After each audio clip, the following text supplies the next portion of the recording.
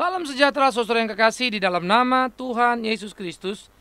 Kembali kita bertemu dan kita masih memikirkan bagaimana dunia situasinya di akhir zaman ini. Nah, dari sini kita akan belajar untuk kemudian melihat bagaimana bencana alam terjadi. Kita belajar melihat bagaimana perang tidak bisa dihentikan. Dan sekarang kita juga akan belajar bagaimana kelaparan akan menjadi warna-warni dalam kehidupan. Lukas pasal 21 ayat 7 sampai ayat yang ke-13. Lukas 21, 7 sampai 13 tetap menjadi pokok pikiran kita, khususnya ayat yang ke-11. Dan akan terjadi gempa bumi yang dahsyat. Di berbagai tempat akan ada penyakit sampar dan kelaparan. Dan akan terjadi juga hal-hal yang mengejutkan dan tanda-tanda yang dahsyat dari langit. Saudara-saudara, kadang kalau kita pikirkan dengan kemajuan zaman, teknologi yang luar biasa, lalu perekonomian yang berkembang, apa mungkin kelaparan masih bisa terjadi? Sebuah pertanyaan yang saya kira serius untuk dipikirkan sama-sama. Karena kelaparan seringkali identik dengan kata ketertinggalan, rendahnya teknologi, dan seterusnya. Oleh karena itu, jikalau kelaparan masih mewarnai, tentu menjadi sebuah pertanyaan, bagaimana bisa? Apakah Alkitab ini akan menjadi salah? Nah, mari kita pikirkan sama-sama. Pertama yang harus kita pikirkan dan menarik adalah bahwa betul teknologi makin hari makin maju. Segala sesuatu dibuat makin hari makin mudah. Bahwa betul kita akan melihat bagaimana misalnya negara-negara barat yang maju. Di sana susu dan roti itu mah jatah tiap hari. Nah, kalau orang makan roti, minum susu, lebih-lebihnya yang mereka buang tentu juga roti dan susu. Artinya para pengemisnya pun tentu akan keren-keren, kan begitu ya. Makan sesuatu yang ekstra, yang hebat. Karena sisa makanan dari pemakan-pemakan yang makanannya hebat. Kalau begitu bagaimana ada kelaparan? Saudara, menarik kalau kita lihat Alkitab ternyata tidak pernah salah menyongsong kepada detik-detik menuju zaman akhir itu. Ya, ujung daripada zaman akhir yang kita sebut akhir zaman. Maka kita melihat bagaimana pergolakan di dalam kehidupan. Ternyata perekonomian dikatakan tidak pernah akan membaik dalam arti yang seutuhnya. Sebuah kelompok yang bernama kelompok Budapest, mereka mengadakan semacam satu pertemuan rutin tiap tahun yang terdiri dari puluhan para ahli-ahli dari berbagai bidang, ekonomi hingga fisika. Maka mereka melihat berbagai kemungkinan-kemungkinan yang ada dan akhirnya merekomendasikan bahwa kemiskinan tidak pernah akan selesai di muka bumi ini. Kenapa? Karena toh persaingan tidak akan pernah selesai. Manusia pada dirinya adalah sangat mencintai dirinya, membangun dirinya atau kelompoknya. Ia tidak akan peduli dengan yang lainnya. Artinya pertarungan, sebuah perang yang tidak langsung, sebuah perang yang tidak disadari tetap terjadi. Ada tuan, ya, ada yang menjadi budak begitu. Maka itu situasi yang akan terus terjadi. Sehingga perbudakan memang lagi bukan perbudakan seperti zaman dulu. Tetapi toh akhirnya ada satu hitung-hitungan angka, hitung-hitungan ekonomis yang tidak bisa disangkal menjadi sebuah kekuatan yang meniadakan nilai orang yang berada di bawah. Ya. Sehingga orang yang di bawah tidak perlu dipaksa pun demi kebutuhan uang dia akan mengabdikan dirinya, kan begitu. Nah, fakta ini kan tidak bisa dihindarkan sampai kapanpun. Tidak akan ada sebuah pemerataan rata bagi semuanya. Karena toh semuanya akan berkompetisi. Dan akan ada pemenang, ada yang kalah. Di sisi lain, kemudian kita melihat bagaimana kenyataan-kenyataan. Bahwa kalau dikatakan manusia berpendidikan makin hari makin pintar. Betul? Ini hanya mau menggeser para pengangguran. Yang dari tadinya stratanya misalnya S1, SD atau SMP menjadi SMA atau bahkan nanti S1, S2 menjadi pengangguran. Jadi orang punya pendidikan tinggi tidak sama dengan berarti kerja. Kenapa? Karena lapangan kerja semakin hari semakin berkurang. Sehingga kemiskinan tetap menjadi ancaman yang serius, kelaparan tetap menjadi pertanyaan yang tidak bisa terjawab kapan bisa diselesaikan. Artinya, Alkitab betul sekali. Alkitab tepat sekali mengantisipasi sesuatu yang terjadi.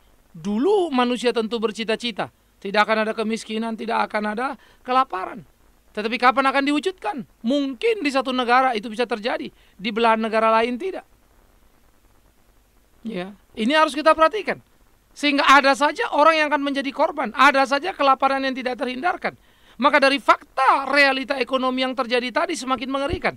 Maka kembali ke lapangan kerja tadi misalnya, bagaimana tidak? Pada waktu jumlah manusia bertambah, teknologi makin maju, kan jumlah ruang kerja makin berkurang. Kalau dulu dikerjakan 10 orang, ya cukup diganti 1 mesin. Sekarang 100 orang, cukup 1 komputer. Artinya apa? Pengangguran akan makin banyak dan tidak terhindarkan. Sementara jumlah penduduk bumi akan makin terus bertambah dan tidak bisa dicegah. Seperti hitungan kasar PBB, tahun ini kita punya 6 miliar, tahun 2050 menjadi 8 miliar, 2100 10 miliar. Mau apa dunia ini? Di mana lapangan kerja? Maka kelaparan tetap menjadi ancaman di dalam dunia modern sekalipun, dan itu tidak akan terhindarkan. Nah, itu matematis yang bisa dihitung secara ekonomis. Realita-realita di mana lapangan kerja berkurang, orang bertambah. Lapangan kerja berkurang karena teknologi yang makin tinggi. Jadi teknologi akan memakan korban. Komputer akan menjadi lebih penting daripada 10 atau 100 manusia. Wow, ini akan menjadi kengerian-kengerian yang hebat, saudara. Oleh karena itu, memikirkan sebuah keseimbangan, apa ia bisa? Karena keseimbangan sangat berkaitan dengan habit atau sifat manusia, yang pada dasarnya sangat ingin menguasai yang lainnya dan tidak rela menjadi nomor 2. Jadi kita menghadapi situasi yang sangat amat pelik. Satu situasi yang amat sangat berat. Satu situasi yang kemudian mengancam membawa kita pada pergumulan-pergumulan yang amat sangat luar biasa menakutkan. Nah, saudara-saudara, di dalam bagian-bagian seperti inilah kita mengalami kengerian-kengerian di tengah pergumulan dan kehidupan, sehingga kelaparan menjadi ancaman yang tidak pernah usai. Nah, itu baru dalam realita hidup sehari-hari karena persoalan ekonomi atau teknologi yang maju yang ternyata memakan korban lapangan kerja. Jumlah manusia yang tidak bisa dicegah dan akan bertumbuh dan membutuhkan banyak lapangan kerja, tapi pada nyatanya lapangan kerja itu tertutup. Belum lagi kenyataan-kenyataan bagaimana hasil bumi semakin menipis. Minyak bumi tak lagi cukup tersedia, sehingga segala sesuatu yang bernama minyak pasti akan menjadi barang berharga. Mahalnya luar biasa. Bagaimana lagi itu bisa membelinya? Berarti harus sangat kaya. Kalau tidak sangat kaya, ya tidak bisa. Ini fakta. Ini realita. Padahal di tengah-tengah situasi itu, sekali lagi, di tengah-tengah situasi itu, daya tahan manusia cenderung menurun. Artinya begini, kalau orang tua zaman dulu kan tahan menderita, susah-susah begitu ya. Anak-anak sekarang kan sudah. Maka generasi ke generasi mental itu makin lemah, daya tahan itu makin lemah. Tapi situasinya makin pelik, makin berat. Maka akan banyak orang yang stres, depres. Bahkan mungkin jadi sangat sakit jiwa. Banyak orang tidak tahu lagi apa yang akan dilakukannya. Sehingga masalah-masalah kejiwaan semakin hari akan semakin meninggi. Jadi ini matematik sekali untuk menghitungnya. Oleh karena itu orang-orang Kristen mesti bisa mencermati betapa Alkitab itu tidak bisa dibantah kebenarannya. Betapa Alkitab itu mengatakan zaman akhir akan penuh kelaparan, padahal kemajuan teknologi sangat menjanjikan. Tetapi ternyata dengan hitungan orang-orang pintar pun sudah bisa ditemukan. Itu baru sekali lagi dari fakta realita hidup kita. Jadi Alkitab betul, ya, itu akan mewarnai kehidupan anak manusia, tidak bisa terhindarkan. Makanan akan jadi barang mahal nanti. Kenapa? Karena tanah jadi mahal. Ya, sehingga orang menanam mungkin dengan hidroponik dan lain sebagainya. Sehingga biaya mungkin menjadi agak tinggi jadi agak mahal dan seterusnya. Atau kita akan makan sesuatu yang mungkin gizinya semakin merendah. Kita akan makan nanti buah-buah sintetik. Tidak bisa dihindarkan. Ya, kita tidak bisa lagi makan yang organik. Karena sekarang saja buah-buah atau sayur-sayuran organik itu mahal, artinya yang non pupuk. Mahal. Jadi nanti kita makanlah sayur-sayur yang berpupuk-pupuk, berkimia-kimia, kan begitu. Sudah bisa dibayangkan apa yang terjadi nanti. Kesulitan yang sangat luar biasa. Di sisi lain, saudara, ternyata kelaparan bukan saja karena persoalan-persoalan ekonomis yang tidak terhindarkan tadi. Tetapi masalah kelaparan pun bisa muncul Karena seperti apa yang terjadi, yaitu gempa bumi yang tidak pernah berhenti. Tentu saja akan meluluhlantakkan semua sumber kehidupan, mengacau balaukan ketenangan, mengakibatkan kelaparan tidak terhindarkan. Dan gempa bumi itu tidak memilih hanya negara-negara berkembang, negara-negara tertinggal.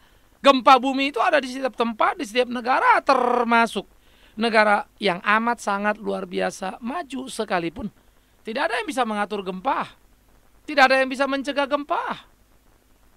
Gempa tetap akan menjadi momok yang menakutkan terhadap semua orang. Dan gempa membuka peluang untuk bahaya kelaparan muncul ke permukaan. Ini tragedi. Ini kenyataan. Mungkin Anda akan berkata, oh nggak bisa Pak, alat-alat kan akan makin canggih. Silakan. Tapi kalau gempa, itu tidak 1-2 orang, puluhan orang menjadi korban. Dan seringkali alat-alat pun tidak bisa didaratkan ke daerah gempa secara langsung. Tidak sesederhana itu.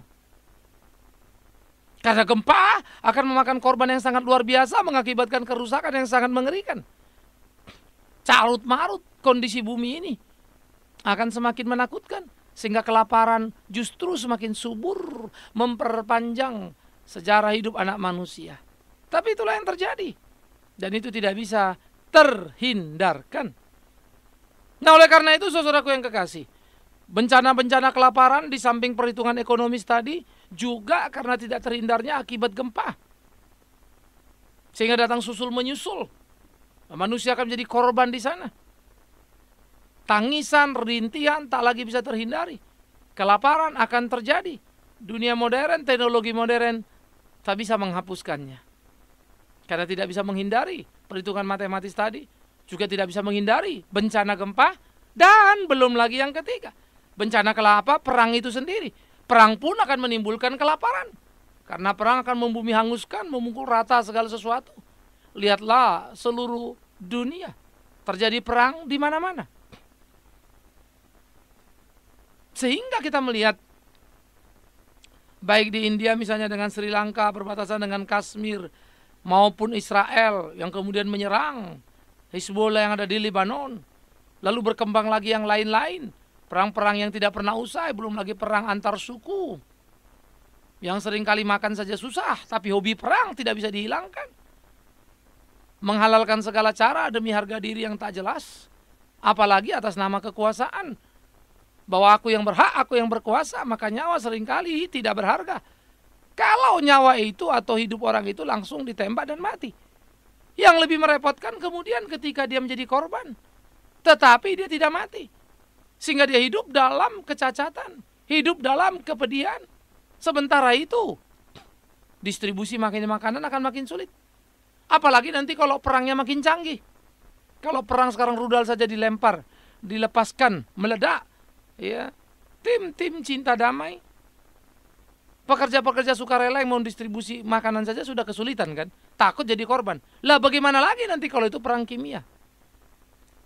Bagaimana lagi itu kalau menjadi tercipta sesuatu radioaktif yang bisa membahayakan orang ketika menghirup udaranya.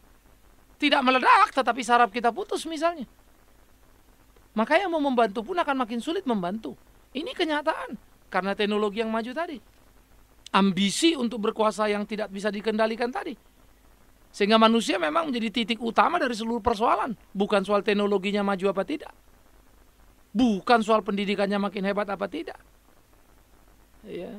Tetapi perilaku manusialah menjadi bencana yang paling menakutkan. Yang membawa dunia menuju pada kehancuran dan tidak bisa terhindar dari ancaman demi ancaman kelaparan yang terjadi dan datang silih berganti.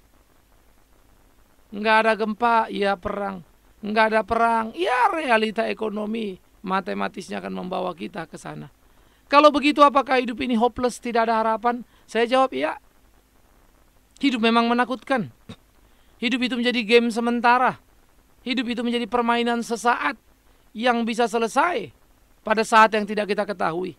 Karena itu pula sudah seharusnya dunia yang binasa, dunia yang menuju kecelakaan, dunia yang sedang dihadapkan kepada tragedi besar yang tidak bisa dihindari, maka dunia itu harusnya berteriak dan berseru kepada Allah di dalam surga, memohon pertolongan di dalam nama Yesus Kristus Tuhan.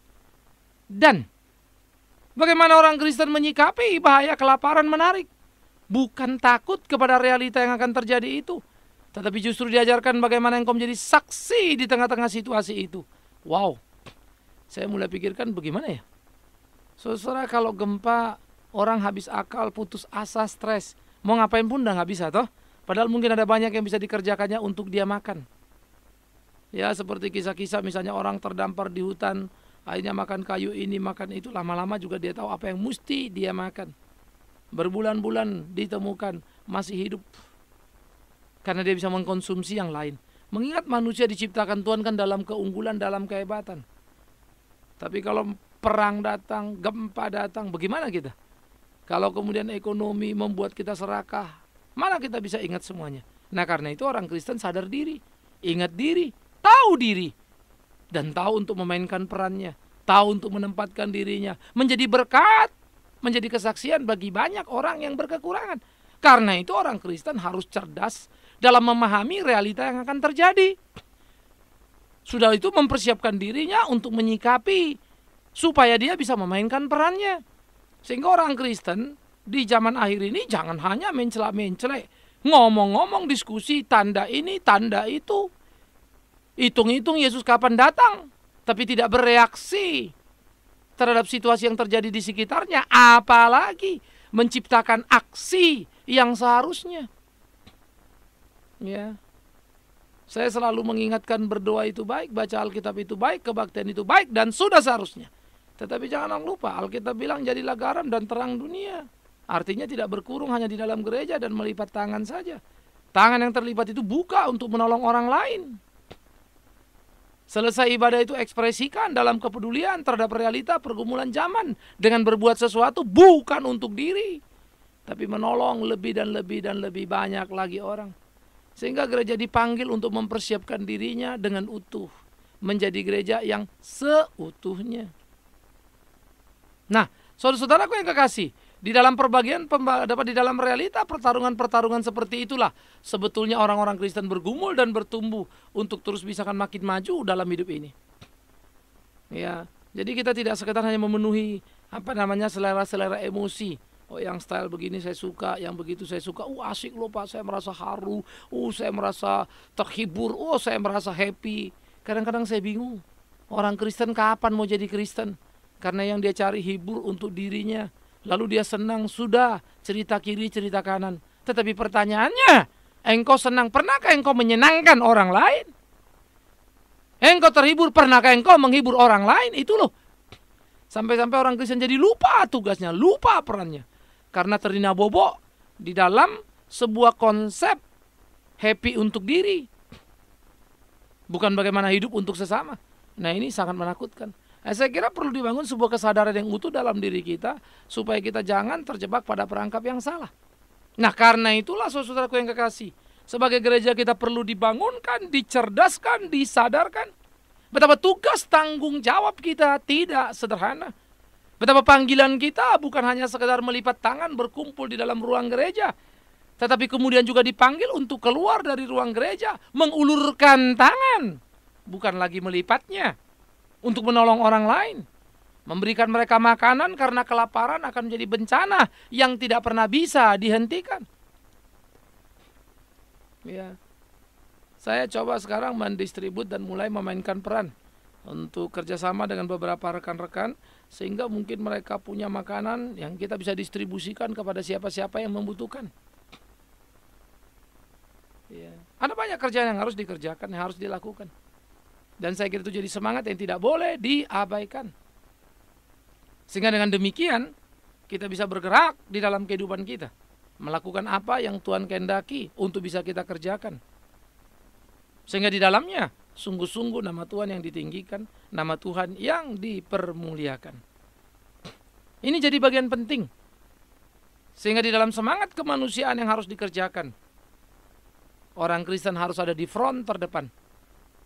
Dalam semangat menolong orang yang kelaparan, orang Kristen harus menjadi pembagi utama yang memberikan makanan. Di tengah-tengah kesulitan dan kepahitan, orang Kristen harus yang pertama hadir, bukan yang menyusul kemudian. Sehingga dengan demikian, saya percaya orang Kristen akan jadi berkat yang luar biasa. hidupnya akan diberkati luar biasa. Dan tentu saja saya berharap kita punya rasa salah kalau hanya memikirkan diri, beribadah demi kepuasan diri, tapi kita melupakan orang lain yang justru Tuhan percayakan untuk menjadi tanggung jawab kita. Saya harap kita punya rasa salah ketika hanya merasa puas, bahagia, happy begitu ya dengan apa yang kita rasakan, tapi kita tidak peduli dengan apa yang orang lain rasakan. Kiranya Tuhan menolong kita, saudaraku, untuk menemukan kesejatian panggilan kita, menemukan kesejatian kehidupan kita, untuk kita boleh menjadi orang seperti yang Tuhan kehendaki. Zaman akhir ada berbagai kesulitan, tetapi zaman akhir sekaligus menjadi kesempatan untuk orang Kristen bisa bersaksi. Karena itu sadari, pahami, tetapi pelajari untuk kemudian mengambil peluang boleh menjadi saksi Tuhan. Tuhan menolong kita, Tuhan memampukan kita di dalam kita memainkan peran kita. Dan biarlah kesadaran itu bertumbuh dalam hidup kita, semakin peka pada kehendak Tuhan, melakukan apa yang Tuhan mau, dan tahu betul ke depan nanti di zaman-zaman akhir ini apa yang akan terjadi. Tak sekedar membaca gejala, tapi ambil kesempatan untuk bertindak dalam hidup yang nyata. Tuhan memberkati saudara. Kiranya Tuhan menolong kita melihat apa yang harus kita kerjakan. Amin. Mari kita berdoa. Kami bersyukur, kami berterima kasih kepada Tuhan yang mencintai kami. Karena itu kami berdoa supaya Tuhan memampukan kami hidup seperti apa yang Tuhan kehendaki, berjalan pada jalan Tuhan, memuliakan nama Tuhan senantiasa. Terima kasih Bapa di dalam surga. Tuntun pimpin kami di hidup kami, jadikan kami seperti yang Tuhan mau. Di dalam satu nama yang ajaib, Yesus Kristus Tuhan, biarlah Tuhan menjadikan kami laskar Tuhan yang tangguh di zaman akhir untuk bisa ambil bagian di tengah kelaparan yang sedang terjadi di berbagai tempat dengan cara yang Tuhan kehendaki. Dalam nama Tuhan Yesus kami berdoa. Amin.